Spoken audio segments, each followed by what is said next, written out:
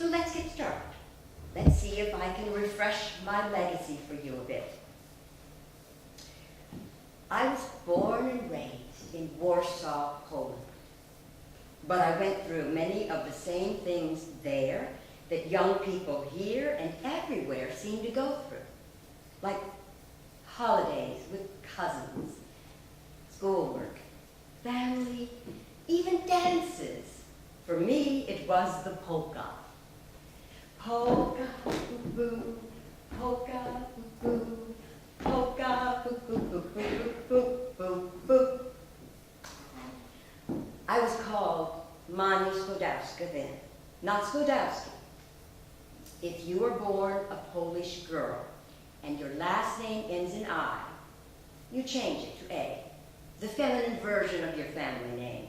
So I was Sklodowska, my brother was Sklodowski. You would have thought they could have told us apart just by looking. One thing that was the same for girls and boys, and for all Polish people really, was our hatred for the Russians. Poland had been invaded and sectioned into 3 parts, and a different country occupied each part. The Russian Empire controlled the city of Warsaw. We were not a free people as you are. The Russians wanted us to forget all about our Polish culture and traditions and become loyal Russian citizens.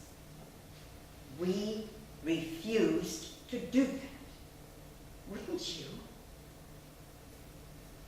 As I approached high school, I became more and more intrigued by science. I wanted to immerse myself in books about science and mathematics, which is the language of science. And I wanted to go to university to study science after high school. But here's the thing. The Russians did not treat girls and boys the same in that regard. They allowed Polish boys to attend Polish universities, but not Polish girls. My sisters and I were part of small groups of girls who met secretly to study. We met in attics, basements, churches, you name it, constantly changing the location so as not to get caught. Our school classrooms were called floating schools. As resourceful and courageous as this was, it was not going to get me a university degree. I had to come up with some kind of plan to leave Poland and go to university. And that's why I want to share with you my story.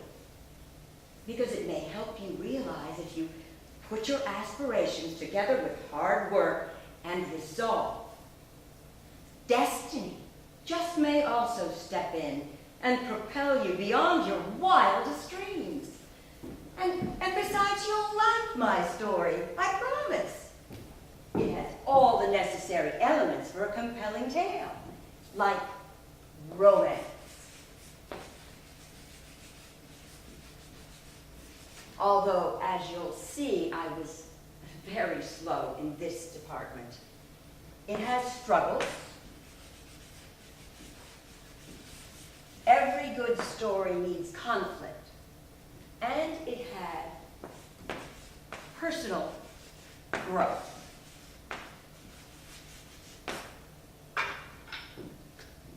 That would be my personal growth.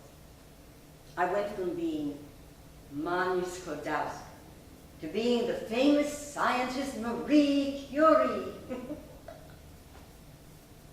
And I don't think there's a person who would have predicted that if they had seen me as a child.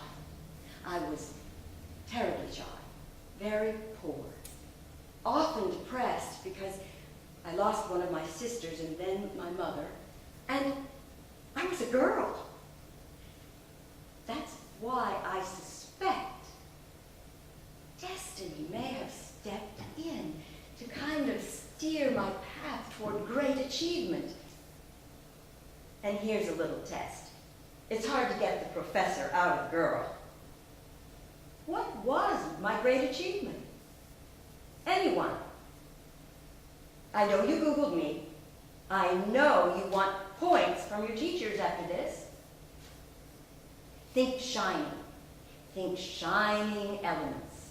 Because with my husband, I discovered 2 new elements. Polonium and radium. And they were both highly radioactive.